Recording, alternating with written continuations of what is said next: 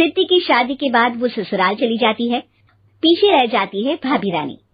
सिद्धि के ससुराल जाते ही भाभी कहती है, अरे वाह जी वाह, सारे कपड़े मेरे। हाय रे पैंट, अरे वाह वाह, मजा आ जाएगा। अरे ये सिद्धि की अलमारी के सामने खड़े होकर क्या बड़बड़ा रही है? जा जाकर देख मेहमानों को विदाई की मिठाई मिली कि नहीं। अब हाँ माँ जी, क्यों नहीं, लेकिन पहले कपड़े तो बदल लूं। अब रानी आ जाती है सिद्धि के उन कपड़ों में जो वो ससुराल जाने से पहले घर छोड़ जाती है। अरे रानी, कुछ दिन रुक जाती। अरे ये तो सिद्धि बिटिया को मैंने ही दिया था, बड़ा ही फबता था उस पर, तुझ पर तो कुछ खास नहीं लग रहा। अब वो ना मेरे सारे कपड़े गीले थे तो सोचा पहन लूं। वैसे भी सिद्धि को कौन सा भी पुराने आउटडेटेड कपड़ों को पहनना है। वैसे भी ये सूट तो मैंने तभी पहना था, वैसे खास है भी नहीं ये। हाँ ठीक है, लेकिन ना मेरी सिद्धि पर तो जमता था।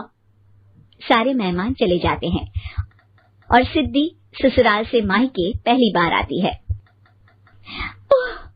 अपना घर, अपना कमरा, अपनी अलमारी। ये बोलकर जैसे ही सिद्धि अलमारी खोलती है तो सामने उसके कपड़ों की जगह कुछ और ही रखा होता है। माँ, ओ माँ, जरा कमरे में तो आना। सास और रानी वहां पहुंच जाते हैं। रानी ने पहनी होती है सिद्धि की जींस और टी शर्ट। अरे भाभी, ये क्या? ये तो मेरी बड़ी ही महंगी टी शर्ट है, इसे आपने घर में क्यों पहनी है? अरे बहुत मिलती है दीदी ये चौक की मार्केट में, 150 में। ओ भाभी प्लीज, ये एरोपोस्टल है, 2000 की एक टी शर्ट। ओह, 2000 में तो दीदी 4 साड़ी आ जाए। अब क्या बोलूं? भाभी, ये मेरी अलमारी में छोटू के कपड़े, तो मेरे कपड़े कहाँ हैं? मेरी अलमारी में? अब दीदी आपको कौन से पुराने कपड़े पहनने थे? माना भाभी, लेकिन मैं जब घर आती तो यही सब पहनती ना। अरे तुम तो बड़ी कंजूस हो दीदी। खैर, वक्त आता है जब सिद्धि ससुराल के लिए रवाना हो रही होती है।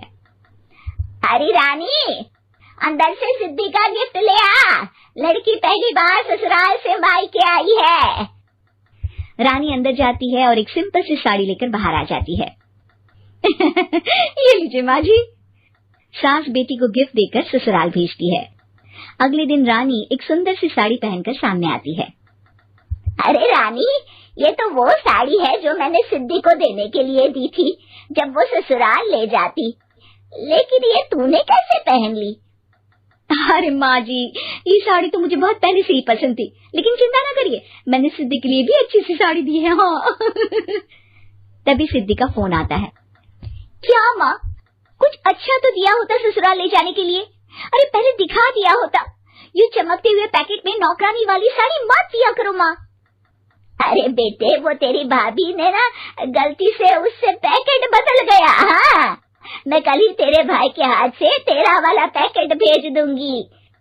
अरे रहने दो माँ, आई एम श्योर भाभी ने अभी वही साड़ी पहनी होगी जो तुमने मेरे लिए रखी थी। तुम तो समझ नहीं पाई उनको। खैर छोड़ो, मैं ज्यादा बोलती अच्छी नहीं लगती, रहने दो, आपको उन्हीं के साथ रहना है, फिर बात करेंगे। सास को रानी पर गुस्सा आ जाता है। वो उसके कमरे में जाती है जहाँ वो शादी का एल्बम देख रही होती है। रानी, मार्केट जाकर एक ऐसी ही साड़ी लेकर आ, कल प्रतीक जाकर सिद्धि के घर दे आएगा। अरे क्यों माँ जी, कितनी साड़ी देनी है दीदी को? यहाँ कोई सेल लगी है क्या? अरे चुप कर, मेरे बेटी के हिस्से की साड़ी खुद पहन ली, अब ज्यादा ज्ञान बांट रही है। एक दिन सिद्धि का फोन आता है। माँ, मेरी सास ने आप सबको खाने पर बुलाया है। सारे लोग सिद्धि के ससुराल पहुँचते हैं। खाना खाकर वो लोग निकल रहे होते हैं कि सिद्धि की सास सभी को गिफ्ट देती है। अरे बहन जी, बेटी के घर का खाना खा लिया, यही बहुत है जो आप ऊपर से गिफ्ट भी दे रही है। अरे बहन जी, आप भी कहाँ इन बातों पर विश्वास कर रही हैं। सास सभी को गिफ्ट देती है, लेकिन रानी को जो साड़ी देती है वो अजीब सी हरे रंग की, लाल रंग की बड़ी छाप वाली होती है। अरे छी, ये कौन पहनेगा? सासू माँ को तो जरी वाली इतनी सुंदर, और मेरे लिए ये नौकरानी वाली।